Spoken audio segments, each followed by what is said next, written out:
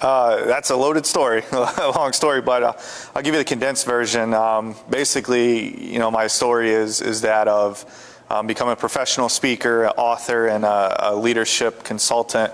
I'll say, but it started with my personal testimony, and it started with how God worked in my life. So my background was in the corporate world. I was a senior level leader, so I was involved with people all the time. I loved the psychology of people, but I'll tell you, I felt fleshly full, but spiritually empty. All right. I hid behind a mask of taking care of others because I wasn't fulfilling truly what I felt God wanted me to do. Yes, sir. Well, man, that's tremendous. I can't wait to unwrap this story. But I know you did great in the corporate world, doing great in the corporate world, speaking, and you're an author and you're a speaker, and that's just tremendous. But there was a very great event happened to you in November 2021. Tell us what happened on that day of 2021, if you will. Absolutely. So I showed up to work in any normal day, and I felt a little bit weird, felt a little bit off. So I went and just got a routine blood test like most people do when they feel weird. But unfortunately, the results came back, and received a phone call, and a voicemail actually picked up my phone. And it was, "Hey, Dustin, you need to get to the emergency room quickly as possible." And of course, when you hear that, you're hoping for, "Hey, Dustin, results look good, you're fine." Yes. But so a lot of things run through your mind. And so I called my friend who's a cardiologist, and I said, "Hey, what does this look like?" And he said, "Dustin, get to the emergency room." Wow. So I showed up there, and within a few hours, they rushed me back to a bed. And doctor came in and said, "We need you to understand something. So you have an autoimmune disease." I said, "Yes, sir. I was born with one. It's something I've battled for a while." He said, "Okay. I need you to be prepared to understand that you may not walk out of here. Your body is crashing at an unstoppable rate, and you could eternally bleed out." Okay. And so I laid there. When you hear that news, you don't really understand it. You're trying to process what's going on. And at the time, I had a 1-year-old beautiful boy. Fortunately, I was working 80 hours a week, and I was not the best father. Got you. So when I heard that news, as you can imagine, my mind's rushing, and it's just like trying to figure out life in a matter of minutes. So that transpired, and I went through 4 days of receiving close to about 10 treatments to try to get my body just to level out. But I'll tell you that the 4 days meant something spiritually to me, because each time I felt like I was ready to go, I felt God saying, "You're not done yet. You haven't learned what you need to learn yet." And I tell people that your burden will always be someone else's blessing. That's a good word. And I say that because there's so many of us that go through struggles, and we go through things that keep us down. And we can either sit and mope and say, "Woe is me," or we look up, we have faith in a God who can deliver us, and we go out and heal the world like he calls us to do. That's right. So when I left the hospital, I started my treatments the next week, and I brought my laptop with me. And I said, "Okay, God, I'm not dead. What do I do? I'm here, I'm listening." And I just heard a voice say, write about what you love. And leadership is something I've always loved, because you have the ability to impact That's right. people. And especially being in a senior position, I had a lot of people I could impact. So I wrote my first book from an oncology department while getting my treatments. They would hook the IV up, I'd get comfortable and just start typing. Oh, Lord. But I'll tell you, it's almost I can't put it in words sometimes what God did in 4 days. Yes. And I really believe that some people have to go to the very breaking point to realize you've got to get out of the way and let God be the way. That's good. That's good. That's excellent. But I like what you just said. Your burden is someone else's blessing. Your burden. So you were for 4 days. But I believe this: if you're not dead, God's not done. Absolutely. You believe yes. that? Amen. And I believe if you can look up, that you can get up. You believe that? So, Absolutely. So that's a tremendous thing. So for 4 days, you were kind of between heaven and earth. You were in the deal. So that means God's still got a great plan for your life. Absolutely. I mean, if you're still breathing and you're still on this side. Yeah, and I'll tell you one thing I really have a respect for now is time. Okay. And time is being intentional. So a clock can only do two things. It ticks forward and it stops. That's it. So when I think about that from a spiritual standpoint, it's, am I moving forward the way God wants me to? And then when it stops, we all want to hear the words, "Well done, my faithful servant." So I'm very intentional about really giving God my direction. What do I need to do? Where do I need to go? Just wake up and pray. Who do I need to talk to? And he delivers. He can't not deliver. That's really good about intentional on time. That's good, because I've been with a lot of people when they've left this world, and I have yet to hear one person ever tell me, I wish I'd have spent more time at the office. Yes. But they always say, I wish I'd have spent more time with my children, with my wife, with the things that'll last forever. I believe you ought to, you should spend more time with the people that'll weep at your funeral. Yes. Than anybody else. So, but that's just tremendous. So how can you're talking to this audience of millions of people today, can you tell them to be intentional? How can I be intentional with my time? Because my time seems like it's just gone. How does it happen? Tell us how to do it, Dustin. First and foremost, you got to have good recognition. You have to observe that sometimes you are the problem because you're giving your attention to things you shouldn't. So how I do it is I look at, am I impacting somebody else, or is this impacting me? That's good. And when I see that it's more about me, I have to stop that, because we are called to serve others. So I'd say really look at what's going on around you, and if it's just benefiting you, then something's got to change, because that's not what we're here to do, to benefit ourselves. So I do that with speaking with fatherless youth, that are struggling. I do that with people who are battling mental illnesses and just staying negative. So just really looking at your environment and filling others' cups. That's a good one. I really love how you talked about being a servant, and because Dr. King said everybody can be great because everybody can serve. Absolutely. I think that's one of the greatest things. And Jesus said the greatest of all will be the servant of all. But so you're serving others and you're using your time wisely, because I think in this generation we all living in, social media will snap your time away. Would you agree? Absolutely. It's easy to get caught in the rabbit hole of scrolling. Yes. You would you can get so caught in it. So you're intentional on that. That's real good. So in those 4 days, I mean, this is a good question. How did you come out of those 4 days? And you wrote a book, great books, and we'll talk about those books in this show, the 2 great books. But I mean, how did you come out? Because there's people right now that have gone through storms. They're watching this show tonight and they're facing an illness that the doctors have given up on. That they don't know, just like you are. You don't know if you're going to walk out of the hospital. And they might be watching from the hospital. I don't know what's going to happen to me because the doctor's saying this. I feel this. Tell me what to do. How did you do it to come out of this incredible storm that you were in, and you've recovered so great that you're better now than you were even before the storm, it looks like to me. Yeah, absolutely. I would tell you it's a real sense of freedom. And what I mean by that is sometimes we get so bogged down with our ideas and our ways, and we think we have the answer. But I really believe God sits back sometimes and said, I'll let you do what you need to do, but when you're ready to see what a king can do, let me know. Come on now. And I will be honest, that was my life leading up to that point. I was very selfish in my ways. I was very selfish with my time. But I finally hit such a low point that I said, God, I'm done. I give it to you. Seriously, I laid in a hospital bed, put my hands up, and I said, I give it to you because I realize as a human I'm going to fail, and I will fail every time. So I think what we have to remember, that hope, that feeling of when things are so bad, but we feel that little tiny bit of grace and that little tiny bit of love, that's God trying to be the moon in our darkness. Oh, that's good. So he likes to be the moon when things are dark and light up when times are dark and be the positivity. So it takes trust. That's really good. I believe God's God in the tough times too. Don't you believe that? Absolutely. When tough times and trials and just what you went through, I think, I don't know, just me, I'm not trying to, but I think God's more real in the hardest times than he is in the easy times. I'm not preaching. I know it sounds so preachy, but it's just the truth of it. And you went through 4 days of not knowing. You had a wife, you had a small 1-year-old child.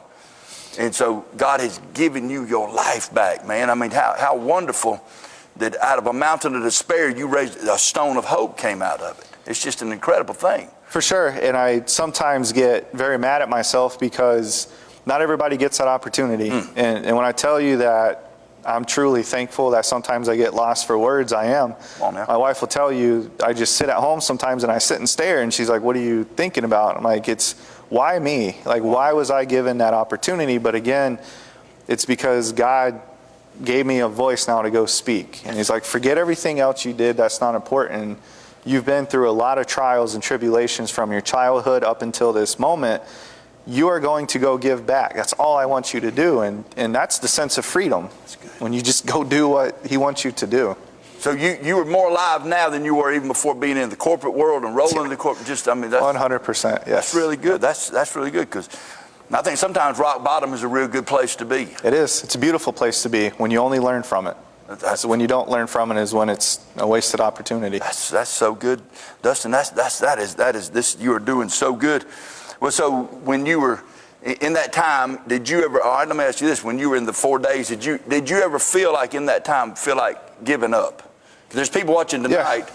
They went through we just came through a huge storm in the central part of the Georgia area where I live.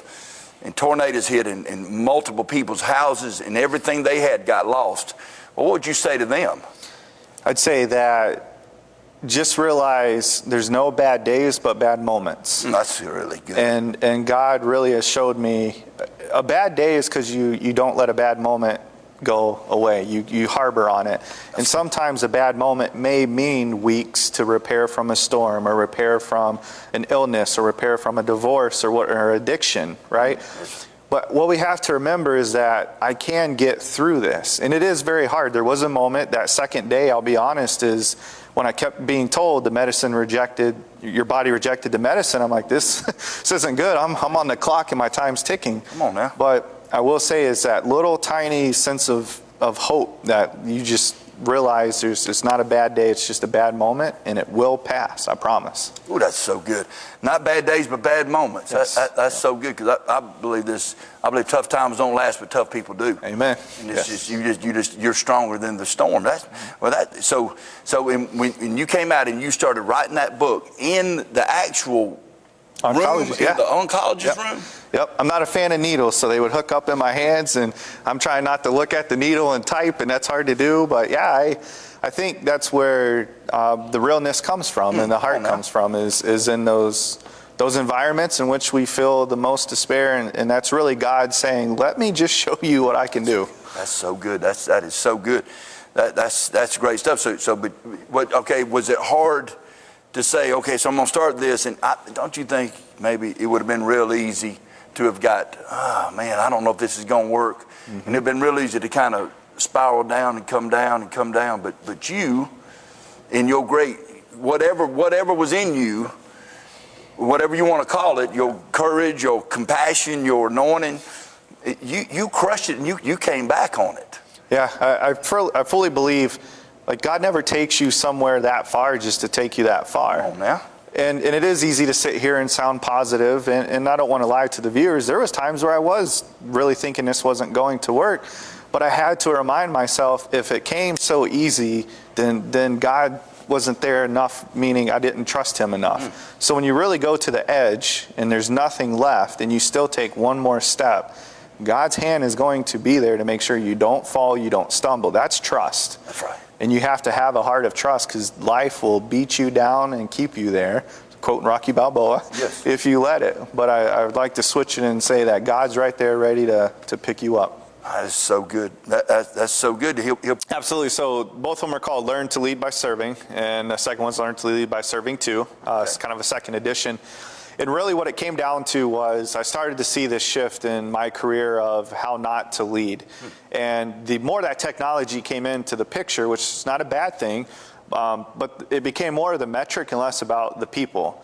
And so what I kind of realized is when we start sacrificing people for the metric, then you really run into a lot of selfish behavior.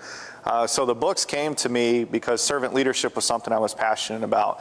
Even though I was not personally living the best life I could, I found so much pleasure in seeing others succeed and seeing others win.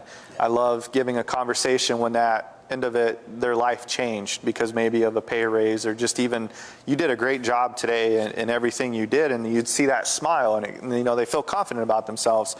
So I took 10 years of knowledge, and when I was writing, I said, okay, what are some principles that I can speak on? So the first book has 7 lessons, and these lessons help you identify your leadership, starting with you. And so the main principle of my books is that you can't change the external until your internal's right. It does not happen. Excellent. And what we see with leadership is we try to change the external first without the leader ever making changes inside and having reflection. So I have close to about 25 exercises throughout the first book where the reader can actually, self-reflect and learn about them. One thing we have to do is learn about ourselves in order to be a better leader. And the second book has 5 additional lessons, so kind of 5 bonus lessons. But I wanted to go more psychology in that point of view of leadership. So why might we interact with somebody the way we do? Do we see where they're coming from, or are we trying to make them meet us, not meet them where they're at? And a lot of times leaders do that. They say, you have to come over here and be where I am, and that's not it at all. If my job is to pick you up and leave you in a better spot when I'm done. That's leadership, plain and simple. So in order to do that, you have to go where they're at and then bring them with you. So both books focus on that principle of servant leadership and what it takes.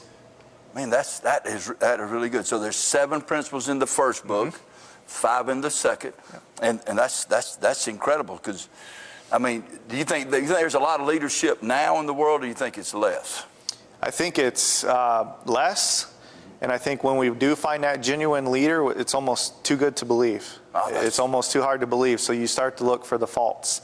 And we're so quick as a society, and I hate that, and I hate to say it, but I feel like we're so quick to say, that person can't be real. Nobody loves that much. Oh, okay. And it really has to do with the social media, and you can do it, you can promote good or you can promote bad. So.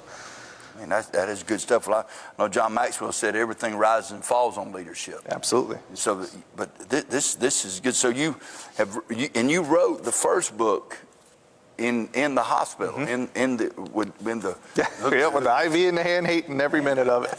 And that book rose up to be a #1 bestseller. Yeah, it hit Amazon's bestseller list when it came out. I was very blessed, and again, to kind of tell the viewers, when you think maybe you're not doing what you should do, like God's going to give you a sign or something to say, here's a little bit of trust. Like, just look at what I'm doing. And that was a sign for me.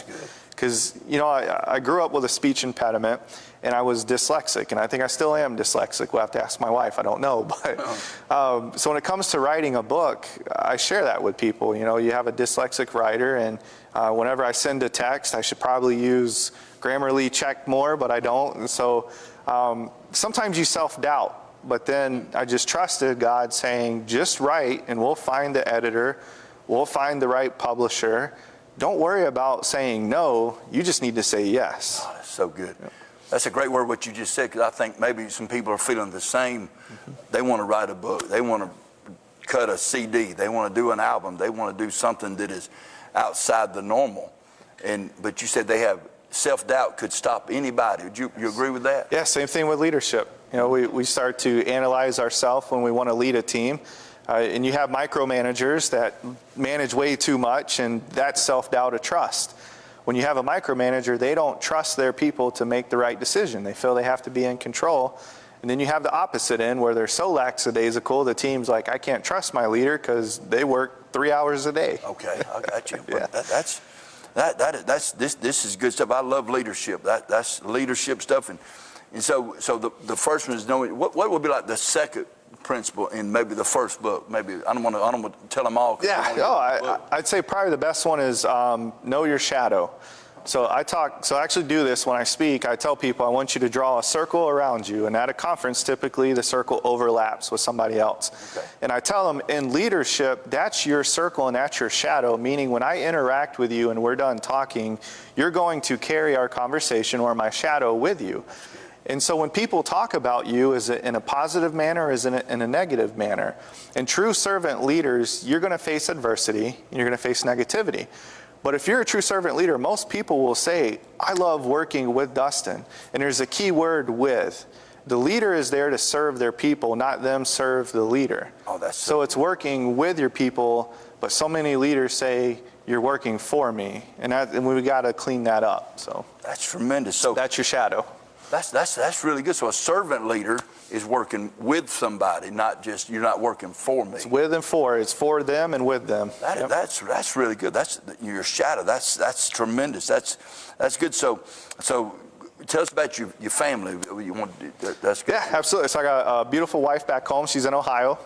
So that's where we're from, Toledo, Ohio. And she's back home with our little one, our 2-year-old, probably in bed by now. All right. But yeah, you talk about support system. My wife has been the best supporter. So just imagine your husband gets out of the hospital. You just got over the possibility of him not. Yeah. And then he says, hey, I'm leaving my career. I'm going to become a speaker and a writer. Okay, dear. did you lose something while you were in the hospital? So she's been a great support. And honestly, none of this could have been possible without her, because she's the one who watches our son when I travel. She's the one who looks at the calendar, where are you at this week? You know, and she's never once given me any gruff about it. She sees what God's doing, but I try to bring her along. It's not just me. This isn't about me. It's about trying to show how to be a good husband, how to be a good father, and just how to be a good leader on the world. So I have to include them, or else it'd just be me being selfish again. Oh, that's tremendous. That's tremendous, because, you know, that's, your family's the most important thing. That's good. So you're telling me that you were in the hospital and you walked away from a great corporate job to walk away from it with no promise of anything on this side. Man, that's leadership. I think that's courage on steroids right there. You know what I mean? It is, and a lot of people, when I tell that story, again, we go back to earlier, where's the fault? Like, nobody does that. And there's so many stories, unfortunately, that we haven't heard because few people take that trust. Les Brown, one of my favorite speakers, said sometimes the greatest secrets lie within the graveyard. Oh, that's good. And it's because nobody takes the courage or the step to want to do that. And again, when I was in that hospital, I just said, like, I'm not going to die this way. Like, it's not going to happen. I am going to do this. Heaven helped me do it, but I'm going to do it. And I've never looked back, and it's been a blessing. That is incredible courage to step out there and do that. I admire it greatly. That's with no promise of just, but I'm just grateful. That's good. So let me just ask you this: you wrote 2 great books, got 3 others coming, and where do you, as an author on leadership, where do you get your content from? If I can ask you. Yeah, absolutely. Big influence of Pastor Craig Groeschel, amazing pastor, and really sets the example of leadership because he has such a massive ministry. But yet when you watch videos or you listen, his team really loves him.